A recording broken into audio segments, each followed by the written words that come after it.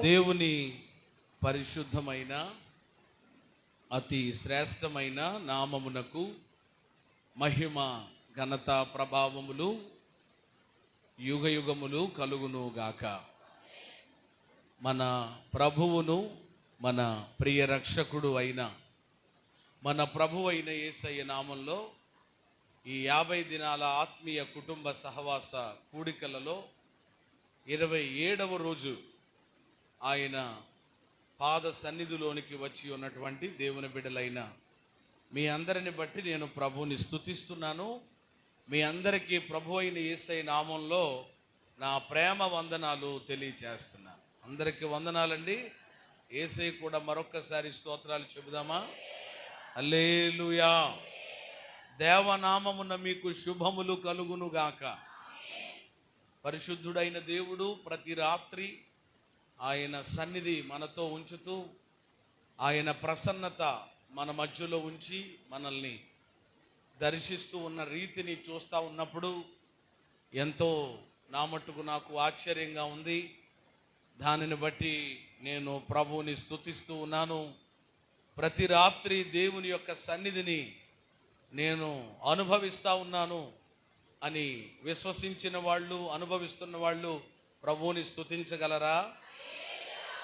చాలా సంతోషం. ఎందుకంటే ఆయన ఇచ్చిన వాగ్దానమును ఆయన మరిచేటువంటి దేవుడు కానే కాదు. 2 లేక 3 నా నామములో ఎక్కడ ఉంటే నేను అక్కడ ఉంటాను అని వాగ్దానము చేశారు. మన మధ్యలో ఆత్మరూపిగా పరిశుద్ధాత్మ దేవుడుగా ఆయన మన మధ్యలో సంచారం చేస్తూ ఉన్నారు. మీరు ఒక విషయం గమనించాలి, ఆయన మన మధ్యలోనే తిరుగుతున్నారు. ఆయన కొంతమంది గుడ్డి కళ్ళు ఉంటాయన్నమాట, వాళ్ళకి కనబడవు. ఆయన మన మధ్యలోనే సంచారం చేస్తారు, తిరుగుతూ ఉంటారనమాట. ఒక్కోసారి అలా నీ ప్రక్క నుంచి అలా వెళ్ళిపోతూ ఉంటారు, ఒక్కోసారి నీ వెనకాల నుంచి అలా వెళుతూ ఉంటారు. నీకు అర్థం కావట్లేదు. నీకు బైర్లు గమ్మేసి ఒకవేళ ఈ యుగ సంబంధమైన దేవత అవిశ్వాసులైన వారి మనోనేత్రాలకు ఏం కలగజేసింది? అలాగ వాళ్ళకి, మనకు కాదు. అలా కొంతమంది ఆ స్పర్శ అనుభవించట్లేదు. చక్కగా దేవుని ప్రేమను తలపోసుకుని పాడుతూ ఉంటుంటే ఆ ప్రేమలో లీనమైపోయి నిజమే అవును కదయ్యా అని ఆరాధించడానికి బదులు ఏమండి కళ్ళు పెద్దగా చేసి ఏమండి పళ్ళు గిలుచుకుంటూ ఉంటే నిజంగా మరి ఏమీ అర్థమవుతుంది వీళ్ళకి అని అనిపిస్తూ ఉంటుంది కొన్నిసార్లు. కాబట్టి అటు ఇటు తిరగడాలు, ఆరాధనలో ఒక ప్రత్యేకమైన సన్నిధి ఉన్నప్పుడు దాన్ని అనుభవించడం అనేసి ఏమండి సర్దుకోటాలు అవి ఇవి ఉండకూడదు. అది దేవుని సన్నిధిని అనుభవించేటువంటి వాళ్ళు చేసేటువంటి కార్యాలు కాదని నేను అనుకుంటున్నాను. కాబట్టి ప్రతి ఒక్కరూ కాస్త ఇంకా అటెన్షన్గా మీరు ఉండగలిగితే తప్పకుండా ఆయన సన్నిధిలో గడిపినటువంటి ఏ సమయం మన జీవితంలో వ్యర్థము కాకుండా దానికి తగినటువంటి దీవెనలు, ప్రతిఫలాలు తప్పకుండా ప్రభు ఇస్తారు. దేవునికి స్తుతి కలుగునుగా. ఆమేన్. హల్లెలూయా. సంతోషం. మన యొక్క ధ్యానములోనికి వెళ్తా ఉన్నాం. చక్కగా మరలా మధ్యలో మీరు అలాగా ఉండకండి, ఎలా ఉండకండి, పిల్లలు మాట్లాడనివ్వకండి అని చెప్పే పరిస్థితి రానిచ్చుకోకుండా కాస్త మీరు జాగ్రత్త కలిగి ఉండాలని మీ పిల్లలు కలిగినటువంటి తల్లులు కాస్త మీ బిడ్డల్ని ఏమంటే మీ కంట్రోల్లో వారిని ఉంచుకోవడం కొంచెం మంచిదని. కాస్త వాతావరణాన్ని బట్టి, వేడిని బట్టి వాళ్ళు ఉండలేకపోవచ్చు కనుక కాస్త అలా అటు ఇటు వెళ్ళి ఏమంటే మనకు ఓపెన్గా మందిరం వచ్చినప్పుడు మీరు ఎలాగైనా ఉండొచ్చు. చక్కగా వాక్యమేనండి మీరు ఎక్కడున్నా కానీ. మరి అలాగని పాస్టర్ గారు అవకాశం ఇచ్చారు కదని మొన్న కొంతమంది వెళ్ళిపోయి గ్రూప్ మీటింగ్ పెట్టారు, డాక్టర్ మీటింగ్ పక్కనే. అలాంటి మరలా ఏమంటే చేయకూడదు. అప్పుడు మనం వచ్చినటువంటి పని అది వ్యర్థమైపోతుందని గ్రహించండి. మంచిది. ఏమంటే మొర్దెకై దీవించబడుటకు కారణాలు మనము ధ్యానం చేస్తున్నాం. మొర్దెకై అంటే మనము ఆలోచించాం, ఎలాంటి మనుషుడు?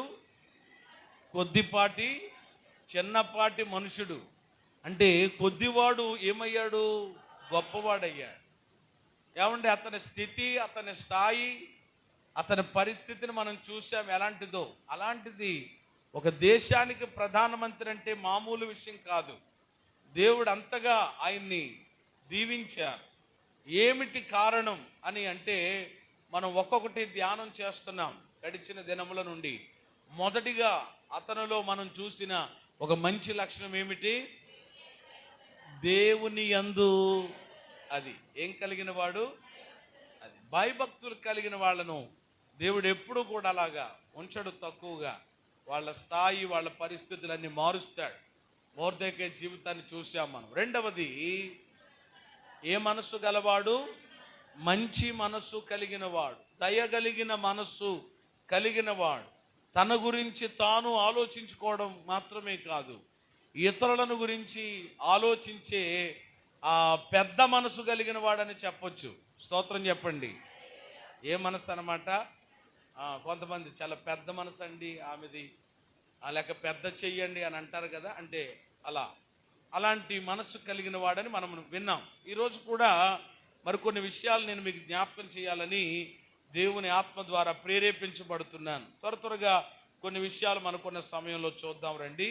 మూడవదిగా ఏమండి, ఈ మొర్దెకై దీవించబడుటకు గల మూడవ కారణం ఏమిటి అనంటే, ఎస్తేరు గ్రంథము 2వ అధ్యాయము 10వ వచనాన్ని మనం చూద్దాం. మొర్దెకై నీ జాతిని నీ వంశమును కనపరచకూడదని ఎస్తేరునకు ఆజ్ఞాపించెను. చాలు, ఈ మాట మీరు జాగ్రత్తగా గమనించండి.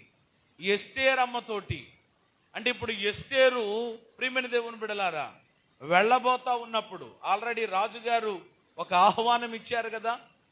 ఆ ఆహ్వానమును బట్టి ఏమండి, సౌందర్యవంతులందరూ కూడా, అందమైనటువంటి బిడ్డలందరూ ఎక్కడికి వెళతా ఉన్నారు అని అంటే రాజనగరకు వెళతా ఉన్నారు. చెప్పండి, ఎక్కడికి వెళుతున్నారు? రాజనగరకు వెళతా ఉన్నారు. రాజకోటలోనికి వెళ్ళేటప్పుడు ఆయన ఒక చక్కని మాట తెలియచేస్తున్నారు. నిజంగా ప్రియమైన దేవుని బిడ్డలారా, ఆ మాట ఏమిటి అని అంటే గనక, సహజంగా మన పిల్లలు కానీ లేక ఎవరైనా కానీ ఒక చోటకి, ఒక స్థలానికి వెళుతున్నప్పుడు ఏమండి, పెద్దలైనటువంటి వాళ్ళు ఖచ్చితంగా వాళ్ళకి చెప్పేటువంటి జాగ్రత్తలు తప్పకుండా చెప్తారా లేదు చెప్పండి? చెప్తారు. మంచి తల్లిదండ్రులు అయితే తప్పకుండా, ఒరే నాన్న జాగ్రత్తగా ఉండమ్మా, అక్కడ ఏదో వాళ్ళు వేషాలు వేస్తారు, అలాగని వాళ్ళతో నువ్వు కూడా వెయ్యకు, ఎందుకంటే నిన్ను కూడా తీసుకెళ్లే పరిస్థితి ఉంటుంది, ఇలా కొన్ని చెప్తారు తప్పకుండా. ఏమండి, బాధ్యత కలిగినటువంటి వాక్యము ఎరిగినటువంటి తల్లిదండ్రులు పిల్లలకైనా ఎవరికైనా కొన్ని సలహాలు కూడా చెప్తారు. పెళ్ళైనటువంటి తర్వాత కూడా ఆ అమ్మాయి మరొక ఇంటిలోనికి వెళుతున్నప్పుడు కూడా తప్పకుండా ఏం చేస్తారు? మాట్లాడరే అమ్మా. ఈ రోజుల్లో అలాంటివి ఏమీ లేవు, చెప్పేది లేదు. నువ్వు చెప్తే వాళ్ళు చెప్తుంటుంటే చాలే చెప్పావులే, నేను చూస్తానులే వెళ్ళిన తర్వాత అక్కడ అని అంటుంది ఈవిడ ముందు. ఎందుకంటే అక్కడ తిప్పుతుంది అనమాట వెళ్ళిన తర్వాత. కాబట్టి ఈరోజు అలాగైపోయింది పరిస్థితి. కానీ ఎస్తేరు అమ్మకి ముందుగానే, అమ్మ నువ్వు అక్కడికి వెళుతున్నావు కాబట్టి నేను ఒక సలహా ఇస్తా ఉన్నాను, నేను ఒక సూచన చెప్తున్నాను. అది ఏంటంటే, అక్కడ నీ జాతిని గురించి కానీ నీ వంశమును గురించి కానీ అస్సలు కనపరచొద్దు, తెలియచేయొద్దు. అంటే ఒక రకంగా చెప్పాలి అని అంటే, నీవు అక్కడ ఉన్న ఆ కొన్ని దినాలు ఎలా ఉండాలి? గుట్టుగా ఉండాలి. స్తోత్రం చెప్పండి. అది దాని అర్థం వెంటనే మనకు అర్థమైపోవాలి. వాక్యాన్ని వింటున్నప్పుడు, ఆలోచిస్తున్నప్పుడు గుట్టుగా ఉండాలి. ఏమండి, ఖచ్చితంగా ప్రియమైన దేవుని బిడ్డలారా, సంసారానికి ఏముండాలంట? ఎవరో ఒక పెద్ద ఆయన చెప్పారు, ఏమండి, చేనికి ఏమండి గట్టు, సంసారానికి గుట్టు చాలా అవసరమంట. చేలో నీళ్ళు ఎడతా ఉంటారు కదండి, పెట్టేటప్పుడు ఏముండాలి? గట్టు లేకపోతే ఏమవుతుంది? అవతలోడి చేను నిండిపోద్ది. అదే కదా, అందుకని చూడండి వెంటనే కొంత గట్లు వేసుకుంటారనమాట. ఒక్కొక్కడు ఏం చేస్తాడు, తెలివైనోడు, ఆడు డబ్బులు ఇవ్వకుండా జాగ్రత్తగా ఏం చేస్తాడనమాట, దొంగ తెలివితేటలు, అతి తెలివితేటలు ఉంటాయి కదా, జాగ్రత్తగా కొడేస్తాడనమాట నీరు వెళ్ళిపోవడం. కాబట్టి చేనికి లేక ఆ తోటకి గట్టు, అలాగే సంసారానికి చెప్పని ఉండాలి. కొంతమంది బ్రతుకుల్లో అది ఉండదన్నమాట. అంటే దేవుని యొక్క సన్నిధిలో ఓపెన్ అవ్వడం కానీ, దైవ సేవకులు కొంతమంది ఉంటారండి, మాలాంటి దైవ సేవకుల దగ్గర ఇది అవ్వడానికి చాలా ఇదైపోతారు మళ్ళీ. కానీ కొన్నిసార్లు ఏమిటంటే ఎక్కడ వాక్కూడదో, ఏమండి ఎక్కడ మాట్లాడకూడదో అక్కడ మాట్లాడి అనవసరమైన ఇబ్బందులు తెచ్చుకుంటారు. ఇప్పుడు ఉదాహరణకు మాకు చెప్పారు అని అంటే మేమేం చేస్తామన్నమాట, రేపు ఉదయకాలం ఒక డప్పు తీసుకుని పలానా పలానా అనేది ఉండదు కదా. ప్రభువా వాళ్ళు ఈ సమస్యలో ఉన్నారట, వాళ్ళ కొరకు ఆ బాధలో నుండి వాళ్ళని ఏం చేయి చెప్పేసి ప్రార్థన చేస్తాం అంతే. మా దాకా ఏదైనా వస్తే మీరు చెప్తే కొంతమంది తెలియదు, ముందు ప్రార్థన చేయండి అంటారనమాట. ఏంటమ్మా దేని గురించి? ముందు చెయ్యండి. ఏమంటే ముందు చెయ్యండి అంటే ముందు చెప్పరు, ఆ తర్వాత చెప్తామంటారు. చూసారా అక్కడ ఏమంటే ఇలాంటి తెలివితేటలు ఉంటాయి. కానీ ఏమంటే కొంతమంది విషయాల్లోకి వచ్చేసేటప్పటికి ఇబ్బందులు పడతారు. కానీ ఇక్కడ మీరు గమనించినట్లయితే మొర్దెకై ఎస్తేరమ్మతో ఏం చెప్తున్నాడంటే, అమ్మా వాటిని మీరు కనపరచొద్దని చెప్తున్నాడు. అంటే ఈ వచనాన్ని బట్టి ఇంకా నేను తర్వాత మరొక విషయం కూడా చెప్తాను. వీటిని నేను స్టడీ చేస్తున్నప్పుడు నాకు అనిపించింది, నాకు అర్థమైంది ఏమిటి అని అంటే, ఈ మొర్దెకై దీవించబడడానికి లేక గొప్పవాడవడానికి గల కారణం ఏమిటి అని అంటే, మొర్దెకై ఎవరు అనంటే కనుక మూడవదిగా దైవ జ్ఞానము కలిగిన వాడు. ఆమెను చెప్పండి అందరూ, ఆమెనే చెప్పమన్నాను అంతే నేను. ప్రియమైన దేవుని బిడ్డలారా, ఏ జ్ఞానము కలిగిన వాడు? దైవ జ్ఞానము కలిగిన వాడు.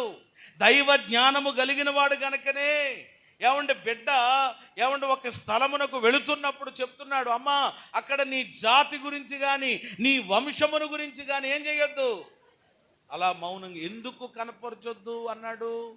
పాయింట్ లేకుండా ఉండదు కదా.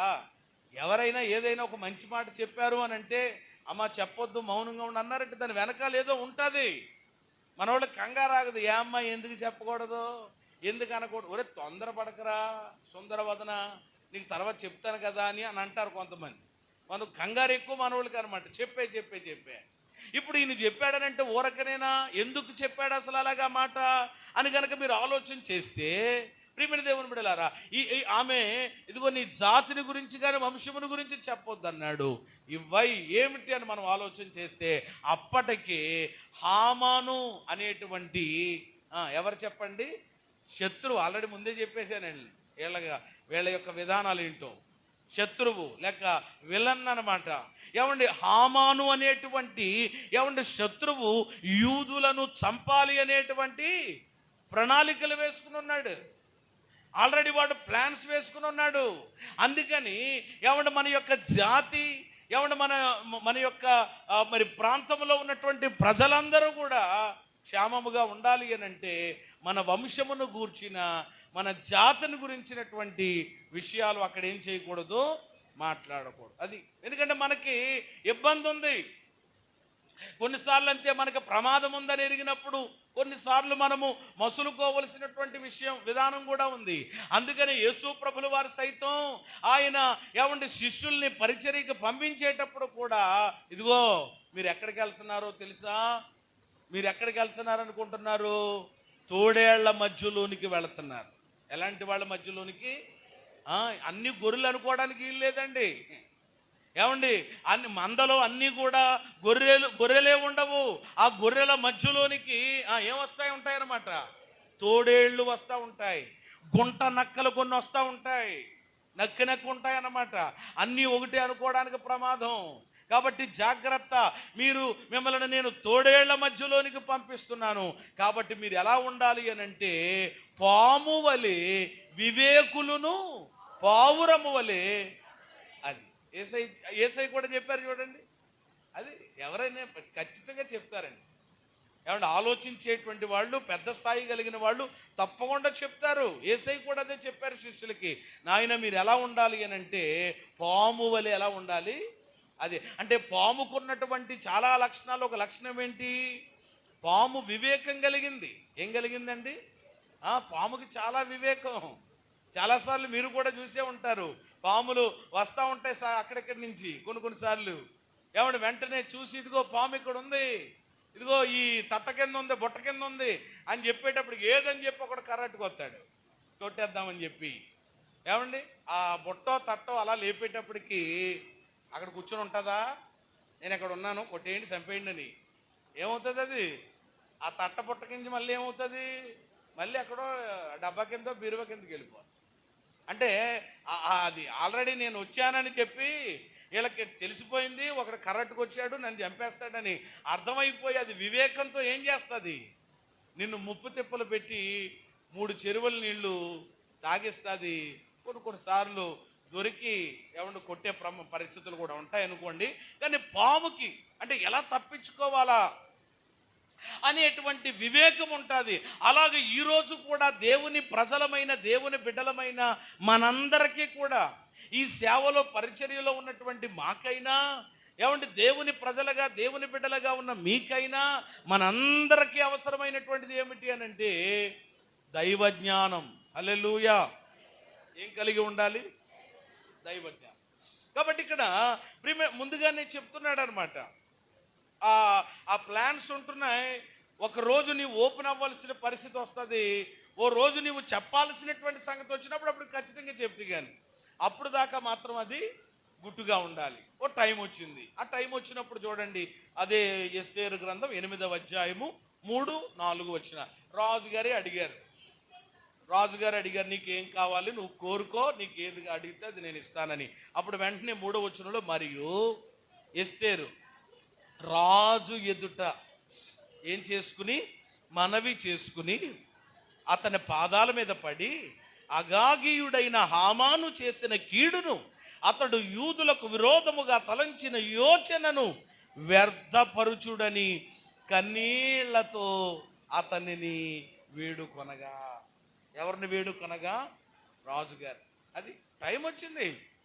ఎప్పుడు గుట్టుగా ఉండాలో అప్పుడు గుట్టుగా ఉండాలి, ఎప్పుడు ఓపెన్ అయ్యి ఎప్పుడు చెప్పాలో అప్పుడు చెప్పాలంటే సమయం వచ్చింది. రాజే అడిగాడు, ఏం కావాలి? ఎస్తేరు కోరుకో అని అంటే వెంటనే ఇదిగో ఒకడు ఉన్నాడు కదా, ఆడి చాలా మమ్మల్ని ఇబ్బంది పెట్టేస్తున్నాడు అయ్యా రాజుగారు అని చెప్పి మొత్తం హామాను గురించినటువంటి ఆ వివరాల పరిస్థితులు చూస్తే తర్వాత ఏం జరిగిందో మనందరికీ తెలుసు. వెంటనే రాజు ఆమె వైపునకు బంగారపు దండాన్ని ఎస్తేరు తట్టు చాపాడట. ఎస్తేరు మరి కోరుకున్నట్లుగా మరి ఆ కార్యం జరిగినట్లుగా తర్వాత మీరు చదువుకుంటే అర్థమవుతుంది. కాబట్టి మీరు ఆలోచించేది దైవ జ్ఞానము కలిగిన వాడు. మొర్దెకై ఏం కలిగిన వాడు? దైవ జ్ఞానం. ఇక్కడ ఇది ఒక సందర్భం చెప్పాను, ఇంకొక సందర్భం కూడా ఇక్కడ నుండి చెప్తాను నేను మీకు. అది కూడా మనము ఎక్కడ చూస్తామనంటే 2వ అధ్యాయము 21-22 వచనాలు ఒకసారి చదువుతారా? 2వ సందర్భం ఎస్తేరు గ్రంథము 2:21. ఆ దినాలలో మొర్దెకై రాజు గుమ్మములలో కూర్చుని ఉండగా రాజు యొక్క 2 షండులైన బిగ్ధాను తెరాషు అను ద్వారపాలకులు కోపగ్రస్తులై రాజైన అహష్వేరోషును చంపుటకు ఆలోచించుకుని ఉండిరి. ఈ సంగతి మొర్దెకైకి తెలియబడినందున అతడు దానిని రాణి అయిన ఎస్తేరుతో చెప్పెను. ఎస్తేరు మొర్దెకై పేరట రాజునకు దానిని తెలియజేసి. అంటే మీరు అనొచ్చు, మొర్దెకై దైవజ్ఞానం కలిగిన వాడని పాస్టర్ గారు మీరు ఎలా చెప్తున్నారని అంటే, ఓ సందర్భం చెప్పాను ఆల్రెడీ. అది ఎలాగా అది ఆమెకు మేలుకరంగా మారిందో చూసాం. 2వ తలంపు ఏమిటి అని అంటే, ఆ రాజ్యములోనే ఉన్నటువంటి 2 నపుంసకులు రాజుగారిని ఏం చేయాలనుకుంటున్నారట అంటే, రాజు కొలువులోనే ఉండి రాజు కోటలోనే ఉండి రాజు మీదే ఏ ప్లాన్ వేసారు వీళ్ళు? మర్డర్ ప్లాన్ చేస్తున్నారు. చూసారండి, దినాలు అలాగే అయిపోయినాయి అనమాట, పరిస్థితులు అలాగే. రాజు కోటలో ఉండి రాజు ఇచ్చేటువంటి వాటి అన్నిటినీ కూడా వాళ్ళు అనుభవిస్తూ ఎవరిని చంపాలనుకుంటున్నారట? రాజునే చంపాలనుకుంటున్నారట. రాజును చంపాలనేటువంటి ఆలోచన ఆ నపుంసకులు కలిగి ఉన్నప్పుడు అంటే కుట్ర పన్నుతున్నారనమాట. రాజును చంపాలి అనేటువంటి ఆ కుట్ర పన్నుతున్నటువంటి సమయంలో ఆ పన్నిన కుట్రను గురించి ఈ మొర్దెకై ఏం చేశాడనమాట? ఎవరికి చెప్పాడు? డైరెక్ట్గా రాజుగారి దగ్గరికి వెళ్ళి, ఒక్కొక్కరు చూడండి కంగారు ఆగదనమాట. ఏదైనా విషయం తెలిసిందనుకోండి గబాల్ని వెళ్ళిపోతారు. అక్కడ ప్రమాదం కొన్నిసార్లు ఎలా చెప్పాలో కూడా ఆ విధానం ఉంటుంది అనమాట. ఇప్పుడు డైరెక్ట్గా వెళ్ళి చెప్తే అది వేరేగా ఉండొచ్చు పరిస్థితి. కానీ ఈయన జ్ఞానం కలిగిన వాడని మీరు మనం అర్థం చేసుకోవచ్చు అని అంటే కనుక ఆ విషయాన్ని ముందు అసలు ఆలోచన చేస్తే ఏమంటే అక్కడ ఉన్నటువంటి ఇంకా అనేక మంది ఉంటారు. ఆ విషయాన్ని రాజు సేవకులు ఉంటారు, రాజు సేవకులకి తెలియచేయొచ్చు. ఏమంటే ఒక సేవకుడికి తెలియజేస్తే మరలా ఆ సేవకుడి దగ్గర నుంచి మరొక సేవకుడి దగ్గరికి ఏమంటే వాళ్ళు అలా చేరవేయకుండా ఏమండి ఆ విషయాన్ని రాజు ఏమండి సేవకుని దగ్గర నుంచి ఏమండి మరొక సేవకుడి ద్వారా చేరవేయకుండా ఆ విషయాన్ని ఎవరికి చేరవేశాడు లేక ఎవరికి చెప్పాడు ఈ మొర్దెకై అంటే ఎస్తేరమ్మకు చెప్పాడు. ఎందుకని ఎస్తేరుకు చెప్పాడు? ఎస్తేరు ప్రేమని దేవుని బిడ్డలారా ఒక మంచి స్థానములో ఏమండి రాణి స్థానములో ఏమండి ఆమె ఉన్నారు కనుక ఆమెకు తెలియజేసినప్పుడు ఏమండి అది ఈజీగా అక్కడ చెప్పడానికి ఏమండి అవకాశం ఉంటుంది. ఏమండి ఇలాగున వెంటనే ఎప్పుడైతే ఎస్తేరునకు తెలియజేశాడో దీనిని బట్టి ఏమండి ఇక్కడ మీరు గమనించాల్సినటువంటిది 2 విషయాలు జరుగుతాయి. ఒకటి, రాజు దానిని బట్టి చాలా సంతోషిస్తాడు. ఎస్తేరమ్మను బట్టి రాజుగారి దగ్గరికి వెళ్ళిమే, అయ్యా మీ రాజ్యములో ఉన్న వాళ్ళే మీ కోటలో ఉన్నటువంటి 2 నపుంసకులు మిమ్మల్ని చంపాలనేటువంటి ఒక ఆలోచన కలిగి కుట్ర పన్నుతున్నారని ఆ విషయాన్ని చెప్పినప్పుడు ఏమండి రాజుకు అది ఏం కలిగించేదిగా మారింది అని అంటే సంతోషాన్ని. ఒక రకంగా చెప్పాలంటే ఇప్పుడు క్రెడిట్ ఎవరికి వస్తుంది అనమాట అంటే ఇప్పుడు దైవ జ్ఞానం కలిగిన వాడని ఎందుకు చెప్పాలి అని అంటే ఏమండి ఇక్కడ ఈయన ఆలోచన అంతా ఏమిటి అని అంటే ఎస్తేరు తన యొక్క కుమార్తెగా ఉన్నటువంటి ఎస్తేరు కూడా ఒక ఏమండి మంచి స్థానంలో ఒక మంచి పరిస్థితులలో ఉండాలి అనేటువంటి ఏమండి అతని యొక్క జ్ఞానాన్ని అక్కడ అతడు ప్రదర్శించడం అనేటువంటి దాన్ని మనం ఇక్కడ చూడగలుగుతున్నాం. దీనిని బట్టి రాజు సంతోషించడానికి ఒక కారణమైతే ఎస్తేరు పట్ల ఏమండి తనకు మరింత ప్రేమ, అప్పటిదాకా ఏమండి ప్రేమ కలిగితే అంతకంటే మరింత ప్రేమ ఏమండి రాజుకి ఎస్తేరు మీద కలుగుతుంది కదా. అంత మాత్రమే కాదు ఏమండి కృతజ్ఞత కలిగిస్తుందని. ఒకటి ఏమండి ఎస్తేరును రాజు ఏం చేయగలుగుతాడు? మరింతగా ప్రేమించగలుగుతాడు. ఎప్పటికీ ఏం కలిగి ఉంటాడు? కృతజ్ఞత. ఎందుకని? తన ఏమండి ప్రాణము నుండి ఏమండి తప్పించబడడానికి ఒక రకంగా ఈమెమైంది కదా. మనకి ఎవరైనా ఏమంటే అలాంటి సహాయం చేశారనుకోండి, ప్రాణాపాయ పరిస్థితులలో అది ఒక సలహాయో ఒక మాటో మరొకటో చేశారనుకోండి, వాళ్ళని జీవితంలో మనం ఎప్పటికైనా మర్చిపోతామా చెప్పండి కదా. అంటే ఇది గమనించగలిగాడు ఆయన. ఇదంతా ఎస్తేరుకు ఏమండి తెలియకపోవచ్చు కానీ ఏమండి ఇదంతా కూడా ఏమండి మరి గ్రహించగలిగాడు. అంత మాత్రమే కాదు, ఎస్తేరుకి ఏదో క్రెడిట్ వస్తుందని, ఎస్తేరుకి ఏదో రాజు ప్రేమించేసి కృతజ్ఞత కలిగి ఉంటాడని ఒక కోణం మాత్రమే కాకుండా ఇక్కడ మరొక కోణము కూడా మనం ఆలోచన చేయొచ్చు. ఏమండి ఇక్కడ ఈ విధానంలో 3 మనం చూడొచ్చు అనమాట, 3 ప్రయోజనాలు. ఒకటి ఏమండి ఎస్తేరమ్మ మరింత ప్రేమ కృతజ్ఞత రాజు ద్వారా పొందింది. 2 మొర్దెకై కూడా ఏమండి ఆ యోధా జాతిని నశింప చేసేటువంటి క్రమంలో అతడు కూడా కాపాడబడ్డాడు. అంత మాత్రమే కాదు, వీళ్ళిద్దరే కాదు ఏమండి యోధా జాతి చెప్పండి ఏం చేయబడింది? కాపాడబడగలిగింది. దేవునికి స్తోత్రం కలిగినగా. ఎస్తేరు ప్రాణాలు కాపాడబడడమే మాత్రమే కాదు, మొర్దెకై ప్రాణములు కాపాడబడడమే కాదు, యూదా జాతి ప్రజలు కూడా ఏం చేయబడ్డారు? కాపాడబడగలిగారు. కారణం ఏమిటి అనంటే తనకి ప్రాణహాని ఉంది. ఏమండి తన ఇంట్లో వాళ్ళే తనని చంపబోతున్నారు అనేటువంటి విషయం ఎవరి ద్వారా తెలిసింది? మొర్దెకై ద్వారా తెలిసింది. మరి ఎస్తేరు ద్వారా తెలిసింది. ఏమండి ఆ ఎస్తేరుకి చెప్పండి ఎవరు చెప్పారనమాట? మొర్దెకై చెప్పాడు. అలా చెప్పడానికి ఆయన ఏం కలిగిన వాడు చెప్పాలి ఇప్పుడు మీరు? అది దైవ జ్ఞానం కలిగిన వాళ్ళు ఏమండి వాళ్ళకి ప్రయోజనకరంగా, ఏమండి ఇతరులకి కూడా ప్రయోజనకరంగా, ఇతరులకి కూడా దీవెనకరంగా ఉంటారు. పరిశుద్ధ గ్రంథంలో ఏమండి అనేక సత్యాలు లేక అనేక విషయాలు జ్ఞానం గురించి చూడొచ్చు. జ్ఞానం అనేటువంటిది చాలా అవసరం అండి. నిజంగా జ్ఞానం అనంటే కేవలము భూ సంబంధమైన ప్రకృతి సంబంధమైన ఏమండి దెయ్యముల జ్ఞానం మాత్రమే కాదు.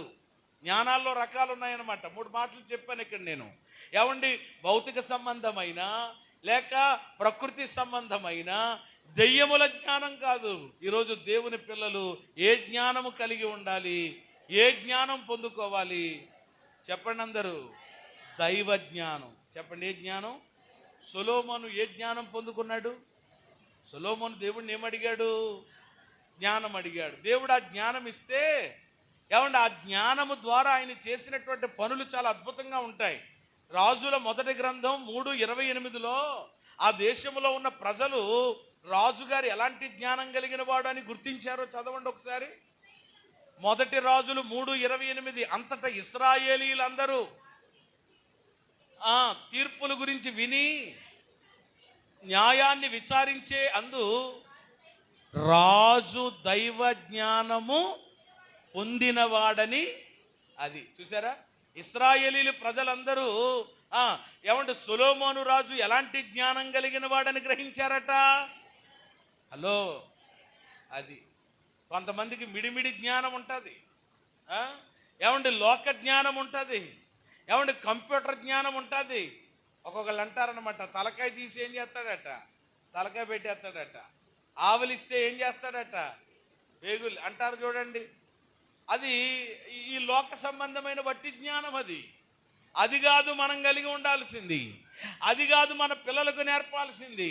ఈరోజు మనమైనా మన బిడ్డలైనా ఏ జ్ఞానం కలిగి ఉండాలి?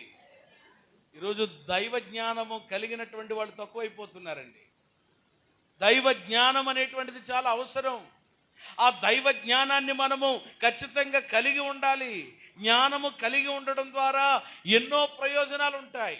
ఇప్పుడు ఈ యొక్క మొర్దెకై జ్ఞానము కలిగి ఉండడం ద్వారా ఏమండి తను కాపాడబడ్డాడు, తన జాతిని కూడా కాపాడుకోగలిగాడు. ఒక రకంగా చెప్పాలంటే ప్రారంభ మూలవాక్యంగా మనం మాట్లాడుకున్నట్లు గొప్పవాడు అయ్యాడు. కాబట్టి జ్ఞానం ఏం చేస్తుంది అనంటే ఏమండి ఇతరులను కూడా ఏమండి కాపాడేలా చేస్తుంది. ఇది నేను చెప్పే మాట కాదు. సామెతల గ్రంథం 11:30లో ఒక చక్కని మాట సొలొమోను గారు రాశారు. సామెతల గ్రంథం 11:30లో 2వ లైను, జ్ఞానము గలవారు ఏటమ్మా అది ఇతరులను రక్షిస్తారు. ఎవరు? జ్ఞానం కలిగిన వాళ్ళు. అది జ్ఞానం కలిగిన వాళ్ళు వాళ్ళు రక్షించుకోవడం మాత్రమే కాదు, ఇతరులను కూడా. అది ఈరోజు దేవుని ప్రజలు, దేవుని బిడ్డలు, సంఘములో ఉన్న అందరూ ఏం కలిగి ఉండాలి?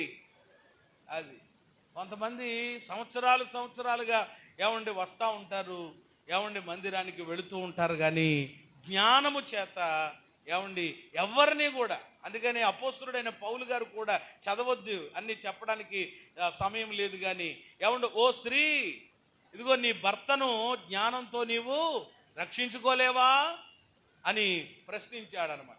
అంటే నీ జ్ఞానము చేత నీ భర్తను నువ్వేం చేసుకోగలగాలి? కొంతమందికండి ప్రేమని భర్తను రక్షించుకోవడం ఏమంటే, లేకపోతే భర్తను దేవుని సన్నిధికి ఏమంటే నడిపించటంలో జ్ఞానం ఎలాగున్నా లేకపోయినా కానీ పండక్కి పట్టు చీర కొనిపించుకునే విషయంలో మాత్రం అద్భుతమైన జ్ఞానం ప్రదర్శిస్తారు. జ్వరం వచ్చేసినట్లుగా పడుకుని ఉంటారు. మీరు కాదులేండి బాబు, మీరు అందరూ చాలా మంచోళ్ళు, మిమ్మల్ని గురించి ఏమి నేను అంటలేదు, మంచి భలేగా అనమాట. అదేంటి అని అంటే ఇంకా అంతే. ఏమండి వాళ్ళకి కావలసినటువంటి ఏమండి మరి ప్రయాణాలు కానీ వస్త్రాలు కానీ ఏదైనా కానీ మంచి భలే ట్రిక్స్ ఉంటాయేటండి నిజంగా మీ దగ్గర. అదే శ్రేల సమాజమే మీ దగ్గరే. నేనంటాను మరి అలాంటి ట్రిక్స్ ఏమండి మీరు ఉపయోగించి ఏమండి మీకు కావలసినవి కొనిపించుకోగలుగుతున్నారు, మీకు నచ్చిన చోటకు మీరు వెళ్ళగలుగుతున్నారు. ఎలాగంటే వాళ్ళు బండి అంటే బండి, కారు అంటే కారు అనే పరిస్థితికి రప్పిస్తున్నారు. మరి మీ జ్ఞానం చేత వారిని దేవుని యొక్క సన్నిధికి మీరు నడిపించలేరని నేను అంటలేదు, పౌలు గారు కూడా ఆ మాట చాలా స్పష్టంగా చెప్పాడు. దేవునికి స్తోత్రం చెప్పండి. జ్ఞానము వలన ఇతరులను మనం ఏం చేయగలుగుతాం? రక్షిస్తాం. ఎంతోమంది అండి నిజంగా జ్ఞానం చేత కొన్ని అగ్ని ప్రమాదాలు కొన్ని జరిగినప్పుడు చూడండి, ఈడు బాలుడు కాదండి బాబు, ఈడు మరి సాహస బాలుడండి, ఈడు పిడిగండి బాబు, నిజంగా ఆడికి ఎంత మంచి భలే ఆలోచన వచ్చిందండి, ఎవరు వెళ్ళలేకపోయారండి, ఈడు వెళ్ళిపోయి ఏమండి ఆ అగ్ని ప్రమాదంలో మనం వార్తాపత్రికల్లో చూస్తూ ఉంటాం. మనం ఆడు ఏం ఉపయోగించాడండి జ్ఞానం? గడిచినటువంటి దినాల్లో నేను చూశాను, ఒక అబ్బాయి అనమాట అండి, ఎంత సీఎం నారా చంద్రబాబు నాయుడు గారు కూడా అబ్బాయిని అభినందించారు. పట్టుమని 11 ఏళ్ళు 12 ఏళ్ళు ఆడు గుండెకు సంబంధించినటువంటి వాటిని ఈ టెక్నాలజీ విధానంలో మంచి భలేగా అద్భుతంగా దాన్ని కనుగొన్నాడు అనమాట అండి. నిజంగా ఇలాంటి బిడ్డలు ఉండాలని అభినందించారు ఆ అధికారులు. అలా మనం చూస్తున్నాం ఈరోజు. ప్రియమైన దేవుని బిడ్డలారా, ఈరోజు చాలా మంది పిల్లలకి సెల్ ఫోన్ జ్ఞానం ఉంటుంది. సెల్ ఫోన్ జ్ఞానం మళ్ళీ దాన్ని ఎంత గొప్పగా చెప్పుకుంటున్నారంటే, మా పిల్లోడండి సెల్ ఫోన్ అండి, నాకు తెలియదు కానీ అన్నాడు మొత్తం అంతానండి అని అంటున్నారు. అది పెద్ద గొప్ప అనుకోకు నీవు. సెల్ ఫోన్ ఇప్పుడు గుడ్డు ముసలమ్మకి ఇచ్చినా కూడా ఏం చేస్తుంది? ప్రతి ఓళ్ళకి ఇదైపోయింది. ఇది వరకు రోజులు అవి నాకు ఏమి నొక్కాలో కూడా తెలియదు అనేసేవారు. ఇప్పుడు మొత్తం అంతా ఆపరేట్ చేసేస్తున్నారు. అది కాకుండా ప్రియమైన దేవుని బిడ్డలారా, మనకి మన బిడ్డలకైనా మనకైనా కావలసినటువంటిది ఏమిటి అని అంటే, సెల్ ఫోన్ జ్ఞానం కాదు, కంప్యూటర్ జ్ఞానము కాదు, ఈ లోక సంబంధమైన జ్ఞానము కాదు. చెప్పండి, ఏ జ్ఞానం కావాలన్నమాట? దైవ జ్ఞానం కావాలి. దేవునికి స్తోత్రం చెప్పండి. దైవ జ్ఞానము చాలా మనకి నిజంగా మన కుటుంబానికి ఎంతో ఆశీర్వాదకరంగా ఉంటుంది. ఫ్యామిలీలో ఉన్నటువంటి వాళ్ళందరూ కూడా జ్ఞానం కలిగి ఉండాలంట. పురుషుడి దగ్గర నుంచి మొదలుపెట్టి చెప్పుకుని వెళ్తూ ఉంటుంటే మీరు టక్టక్గా మీరు రాసుకున్నా లేకపోతే మీరు ఆలోచన చేసినా పర్లేదు. 1 పేతురు 3:7 ప్రకారం పురుషులు కూడా కుటుంబాల్లోనంట జ్ఞానముతో కాపురం చెయ్యాలట. దేనితో కాపురం చెయ్యాలి? స్త్రీ బలహీనమైన ఘట్టమని ఎరిగి, పురుషులారా మీ స్త్రీలు బలహీనమైన ఘట్టములని ఎరిగి వాళ్ళతో ఎలా చెయ్యండి? జ్ఞానముతో. మీరు మామూలు వాళ్ళు కాదనమాట అండి. ఒక ఆయన అన్న టచ్ స్క్రీన్ అంటండి. స్త్రీలందరూ కూడా భార్యమణిలు ఎలాంటి వాళ్ళనంటే టచ్ స్క్రీన్లు అనమాట. ఎప్పుడు ఎలా ఉంటారో తెలియదు అనమాట. టచ్ అలాంటిది, అలాగంటే ఏమైపోద్ది? అలా సడన్గా అప్పుడే నవ్వుతారు, అప్పుడే ఏడుస్తారు, అప్పుడే మరి అసలు టచ్ స్క్రీన్ లాంటి వాళ్ళు అంటే మీరు నిజంగా. అందుకని శాంతిరాజు బాబు ఇక్కడ ఉన్నటువంటి మహారాజులందరూ కూడా చెప్పండి, ఏం కావాలన్నమాట? జ్ఞానం లేకపోతే పని అవ్వదు. దేవునికి స్తోత్రం కలుగునుగా. జ్ఞానం కావాలి. కాబట్టి కుటుంబ యజమానికి జ్ఞానం కావాలి కాపురం చేయడానికి. అలాగే కుటుంబంలో ఉన్నటువంటి స్త్రీ కూడా ఏం కలిగి ఉండాలి? సామెతలు 14:1 చదవక్కర్లొద్దు. జ్ఞానవంతురాలు అది 3 రాలు పీకు పొయ్యిలో పెడతాది, అంతే, ఇంకేమీ లేదు దాని అర్థం. కాబట్టి జ్ఞానం ప్రియమైన దైవ జ్ఞానము, దేవుని జ్ఞానం ఉంటే కుటుంబాలు చక్కగా ఏం చేస్తారు? ఈరోజు చాలామంది జ్ఞానం లేక కుటుంబాలు కూలగొట్టుకుంటున్నారు. కాపురాలు విచ్ఛిన్నమైపోతున్నాయి. ఈరోజు చూస్తున్నాం. జ్ఞానం చాలా అవసరం. పురుషుడికి జ్ఞానం కావాలట. స్త్రీకి జ్ఞానంగా. ఇక పిల్లలకి కూడా ఏం కలిగి ఉండాలి? సామెతల గ్రంథంలో ఎన్నో మాట్లాడి, జ్ఞానము గల కుమారుడు తండ్రిని ఏం చేస్తాడట?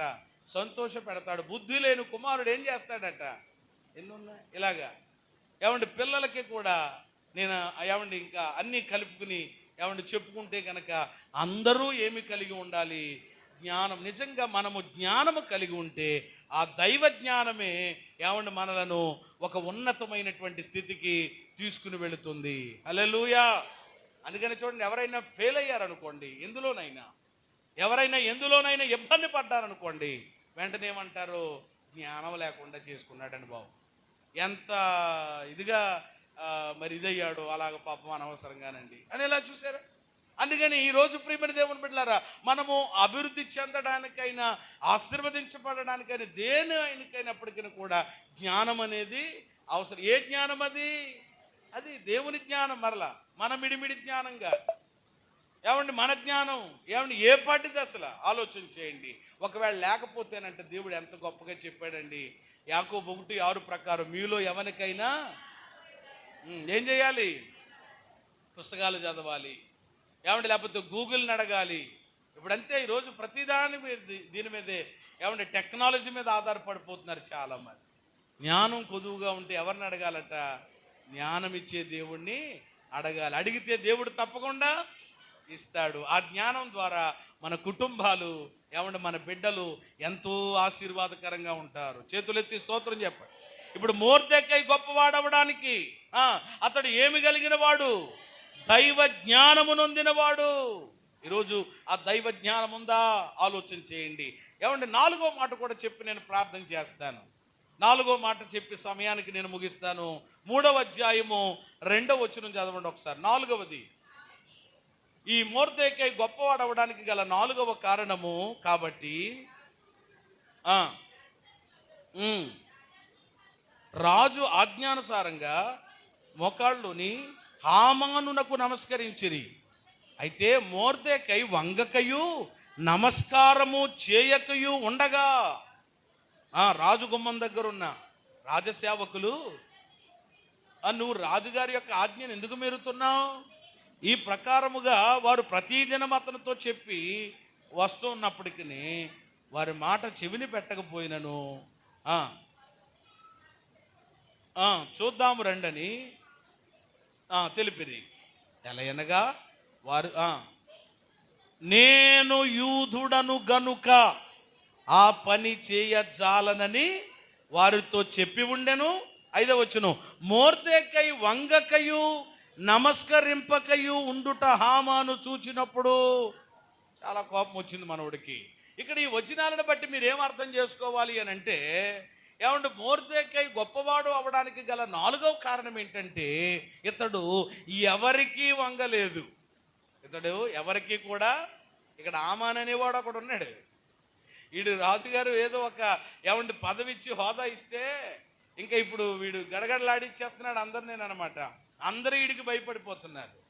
ఏమండి, అందరూ భయపడిపోయి ఒంగొంగి దండాలు పెట్టినా కానీ ఈ మొర్దెకై మాత్రం ఏం చేయట్లేదట, నమస్కారం చేయట్లేదట, వంగట్లేదట. చెప్తున్నారట, ఇదిగో రాజుగారే ఆయన హెచ్చించి గణపరిస్తే నువ్వు అని కొంతమంది ఉంటారు కదా దేవదూతలు. ఏమండి, అలాగా మొత్తం మీద ఇతనికి ఎక్కేస్తున్నారు, చెప్తున్నారు. ఎన్ని చెప్పినా ఏమండి చెవిని పెట్టడం లేదు. ఏమండి, వాడు ఎంత కోపగించినా ఏం చేసినా కానీ మొర్దెకై ఏం చేయలేదు అని అంటే వంగలేదు. హామాను ఎదుట చెప్పండి ఏమవ్వలేదు, వంగలేదు, అతనికి నమస్కారము. అయితే ఇక్కడ మీరు గమనించండి, మొర్దెకై ఎవరికి వంగలేదు. ఎందుకు? గర్విష్ఠా? ఏమంటే అతనికి ఏమన్నా గర్వం, తల బిరుసుతనమా, పొగరా అని అంటే కాదు. కాదు ప్రియమైన దేవుని బిడ్డలారా, ఈరోజు దేవుని ప్రజలంగా, దేవుని బిడ్డలంగా మనము గ్రహించాలి, మనం గమనించాలి. ఏమండి, ఇక్కడ ఎందుకని ఇతడు ఏమండి హామానుకు వంగడం లేదు, మ్రొక్కడం లేదు అని అంటే, అసలు హామాన్ ఎవడాడు? ప్రియమైన దేవుని బిడ్డలారా, వాడు ఏమండి ఏమండి ఈ జాతి ప్రజలకు, ప్రియమైన దేవుని బిడ్డలారా, ఒక శత్రువుగా, ఏమండి యోధా జాతినే చెప్పండి లేకుండా చేసేయాలనేటువంటి ఆలోచన చేస్తున్నాడు. ఏమండి అలాంటి ఏమండి వ్యక్తికి, అంటే ఇక్కడ మీరు ఒక్క విషయాన్ని మీరు గమనించినట్లయితే, ఎందుకు ఇతడు వంగడం లేదు అని అంటే గర్వం అని కాదు, కానీ ఆ తర్వాత మాట ఏమంటే మీరు చదివే ఉంటారు, నేను యూదుడను గనుక నేను ఎవరికి వంగనని చెప్పాడు. యూదుడైతే అని మీరు అనుకోవచ్చు, యూదుడైతే వంగకూడదా, నమస్కారం చేయకూడదా? ఏమండి గౌరవం వేరు. ఇక్కడ దేవుని వాక్యాన్ని చాలా జాగ్రత్తగా ఆలోచన చేయాలండి.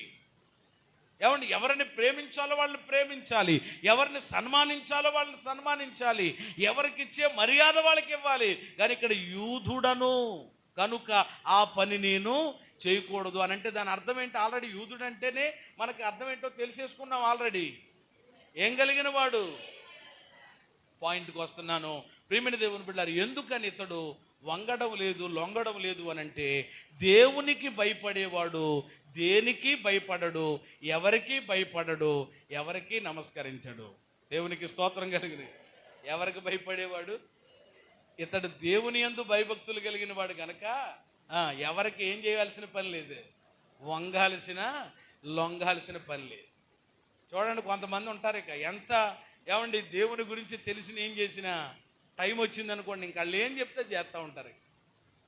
వాళ్ళు పెట్టింది తినేస్తూ ఉంటారు, మొక్కమంటే మొక్కేస్తూ ఉంటారు. ఇక్కడ ఎవరో లేరు కదా, అటు ఇటు చూసి ఓ దండం పెట్టేస్తే సరిపోద్ది కదా. దేవుని వాక్యంలో ముందుగానే దేవుడు రాయించాడు, పైన ఆకాశం అందే కానీ కింద దేని రూపాన్ని మీరు, దేనికి కూడా మీరు, దేనిని మీరు ఏం చెప్తున్నారు? మీరు లైన్గానే చెప్తున్నారా? సాగిల పడకూడదు, పూజింపకూడదు.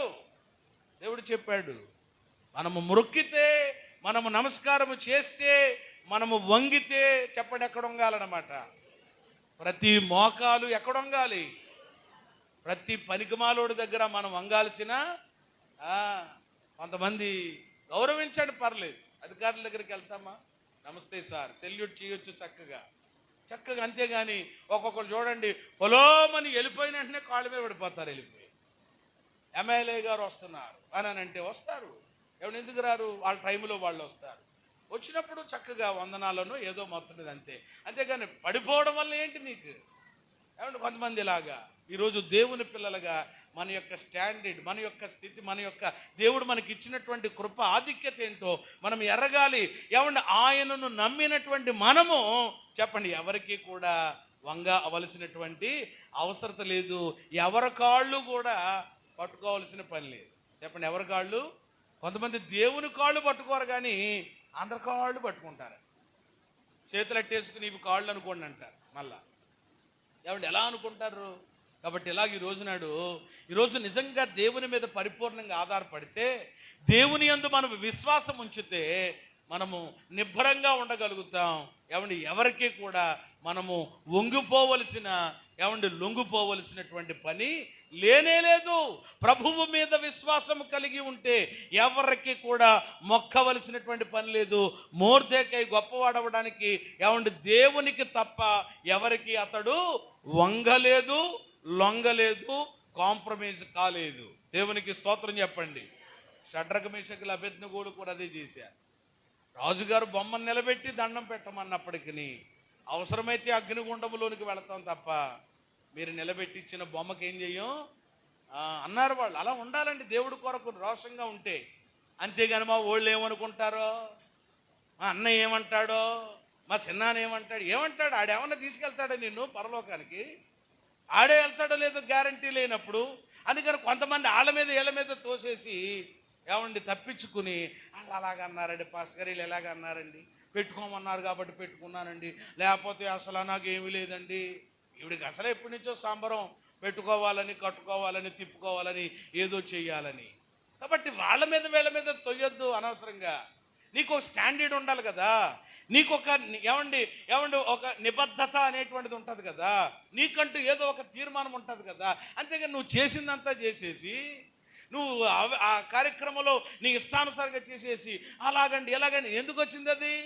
ఇప్పుడు షడ్రక మేషక అబేద్నెగోలు స్టాండర్డ్గా నిలబడ్డారు తప్ప అయ్య బాబు రాజు గారు కదండి, మరి ఆయన మాట వినాలి కదండి అందుకని చెప్పి అనలేదు. ఒకటే చెప్పారు, రాజా మేము సేవిస్తున్న దేవుడు మమ్మల్ని ఇందులో నుంచి తప్పిస్తాడని, రక్షిస్తాడని మాకు తెలుసు, దానికి సమర్థుడు. ఒకవేళ ఆయన రక్షించినా అంతే, మీరు అప్పు ఇచ్చినా ఇవ్వకపోయినా, మీరు అన్నం పెట్టినా పెట్టకపోయినా, మీరు పెళ్ళికి వచ్చినా రాకపోయినా, మీరు దీవించినా చెప్పాలి. ఆ దమ్ము ఉండాలా దేవుని పిల్లలకి. అంతేగాని వెళ్ళండి అలాగండి ఇలాంటి ప్రియమైన దేవుని బిడ్డలారా, ఆ మాట అంటే బాగోదు కానీ నేను అనడం లేదు. కానీ ప్రియమైన దేవుని బిడ్డలారా, పౌరుషం ఉన్నటువంటి వాళ్ళు ఏం చేస్తాడనమాట, ప్రభు కొరకే అవసరమైతే ప్రవీణ్ పగడాల గారిలాగా నిలబడతాడు. లక్షలాది మంది ప్రజల్ని ఆయన ప్రభు కొరకు సంపాదించుకోగలిగాడు. చేతులెత్తి స్తోత్రం చెప్ప. చూసారా, ఎప్పుడు దాకా బతుకున్నప్పుడు లేదు.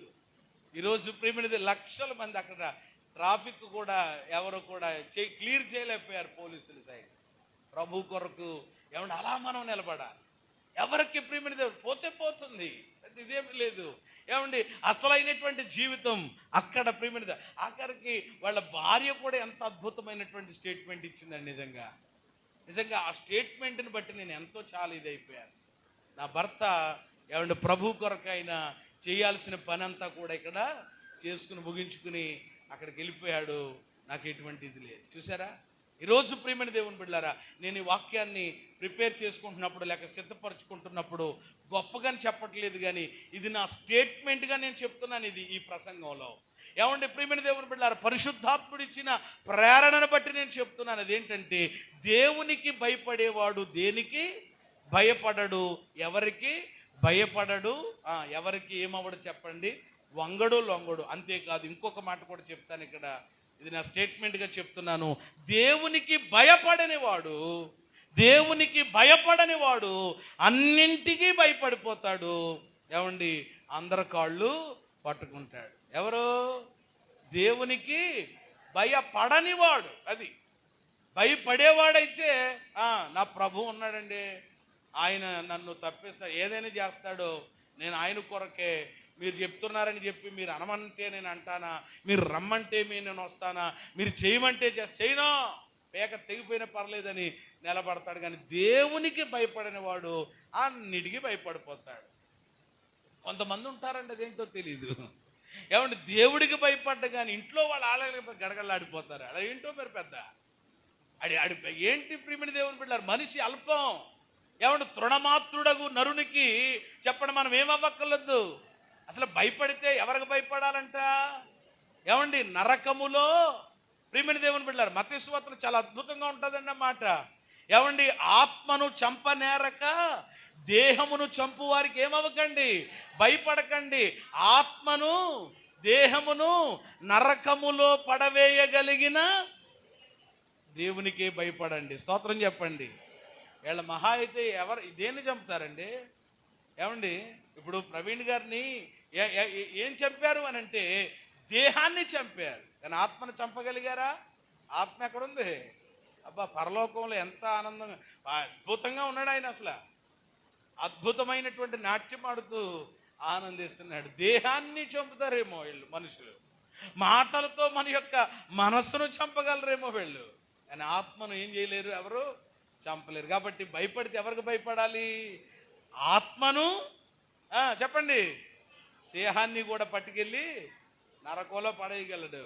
పడవేయగలిగిన వాడు ఆయనే, తప్పించగలిగిన వాడు. కాబట్టి ఎవరికి భయపడాలి? అందుకని ప్రతి ఓడికి మీరు ఏమన్నా లొంగిపోయి ప్రతి ఓడికి కూడా ఏమన్నా పడిపోకండి వెంటనే ఉండండి. అందుకని కొంతమంది వచ్చి కాళ్ళు, అమ్మ వద్దంటాను నేను, కొంతమంది కాళ్ళు పట్టుకో, ఏంటి మేము మనుషులు పండి, మేము నిమిత్త మాత్రలం. ఏమండి మా దేవుని కాళ్ళు మీద పడండి, దేవుని వైపు చూడండి అని చెప్తాం. అంటే ఈ మొర్దెకై గొప్పవాడు అవడానికి గల 4వ కారణం ఏమిటి అని అంటే చెప్పండి, అతడు ఎవ్వరికి కూడా వంగలేదు, ఎవరికి లొంగలేదు. చాలా ప్రయత్నాలు చేశారు వీళ్ళు, చాలా పక్కనున్న వాళ్ళే అదేంటి ఆయనకి నమస్కారం కొట్టాలి, అదేండి ఇదని ఏమైనా చెప్పుకోండి, నేను యూదుడను, నేను దేవుని ఎడల భయభక్తులు కలిగిన వాడిని కాబట్టి నేను ఆ పని చేయలేనని చెప్పేశాడు.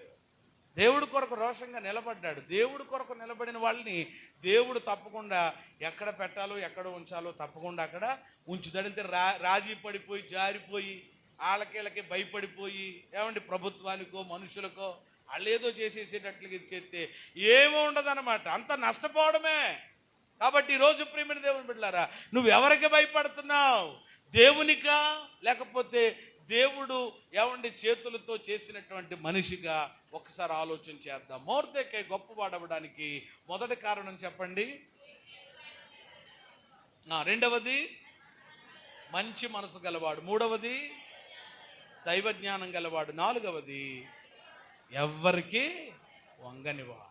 కాబట్టి ఈరోజు ఆ మంచి శ్రేష్టమైన లక్షణాలు మనం కూడా కలిగి ఉందాం. ఏమండి దేవుడిచ్చే ఆ గొప్ప స్థాయి స్థితి మన జీవితాల్లో పొందుకుందాం. అలాంటి కృప దేవుడు మనందరికీ దయచేయును గాక.